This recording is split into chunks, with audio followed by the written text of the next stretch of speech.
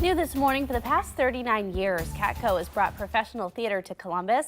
This past week, the group made a couple of big announcements: the lineup of productions for their 2023-24 season, as well as a brand new name that strengthens their commitment to offering modern, relevant storytelling to the Central Ohio community.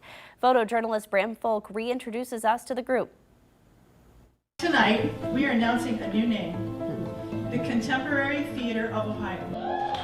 We are moving to the Contemporary Theater of Ohio. So we really want to plant that flag, and we really want to bring contemporary theater back into our name and be really clear as we build a national reputation. The idea that we need to be of the current moment is in our bones from the beginning and the founding of this company.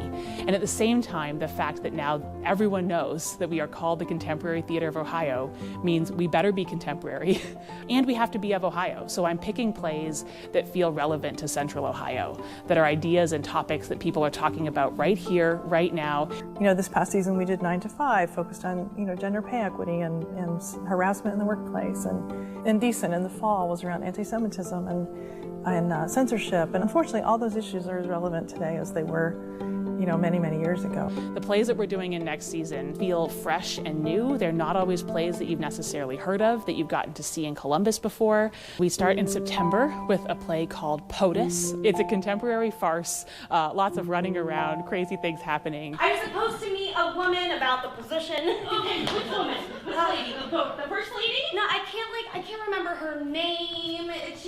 She's like really intense. They're all intense here. And it's going to be this really fun behind-the-scenes look at what happens at the White House on a day when the president is making a lot of mistakes and a bunch of women have to figure out how to cover up for him. And then we are doing a beautiful play called Good Grief, and it is about a young woman who loses her friend, and how do we remember our friends in these moments of loss, and who are the family members and friends that we lean on. In the new year, we are doing a world premiere play, so no one has ever seen it before, called The Worries of Wesley. And the brain is like the biggest computer, controlling all of that internet. Oh, you got 'em, Wesley! They're hanging on your every word! Now, break it all down! The Worries of Wesley tells the story of this little girl who suffers from anxiety, and she's trying to figure out how to talk to people about what that feels like. And there are puppets that play her heart and her lungs and her brain. You get to see this little girl figuring out who she is as she's coming of age, and it's a great conversation about mental illness. I love our work. I love the voices we're putting on stage, the stories we're telling. It's just so exciting, and I think the time is now. We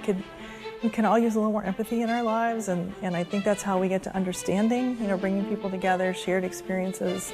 I want people to come and have a lot of fun. I think joy is one of the most important ways to bring people together. And I also hope that people leave the theater thinking about something, whether it's, making sure you vote in the next election, to calling your grandma, because a play reminds you of the importance of family. I think all of these things are a really great way that the productions at the Contemporary are going to empower people to just be great members of this community. And we saw there a couple of excerpts previewing the shows from the upcoming season. It also includes productions like the play The Skeleton Crew, the musical, Ride the Cyclone, and a very special one-woman presentation of A Christmas Carol. You can learn more at the group's website. And just a reminder, you can still catch the final show of the Contemporary's current season, The Wolves, happening through next weekend.